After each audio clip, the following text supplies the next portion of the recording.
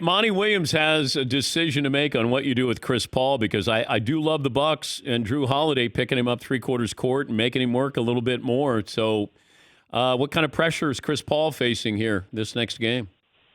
He's facing a ton, and we'll go into the archives and I'll give you an example. My first year in Cleveland, I'm an idiot. My first year in San Antonio, we played against Jason Kidd, and he was with Dallas.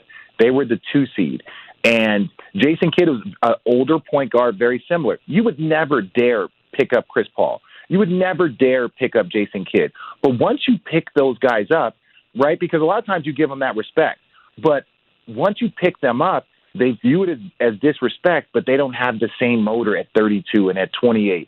So now all of a sudden you see them wearing down. And what's so crazy is that he's wearing down with 2 days rest.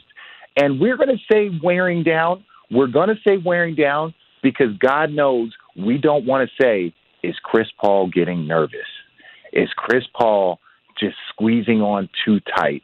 Because we've seen this before. We've seen this over the course of his career to be so close to the mountaintop, so close to the conference finals, so close to the NBA finals, now so close to a championship, and all of a sudden you start to see some weird things, like some of these turnovers. Like, these weren't wearing down. These were turnovers that were very uncharacteristic of a person of his caliber at the highest of moments. So don't be surprised if over the next 48 hours you start to hear, is Chris Paul getting nervous?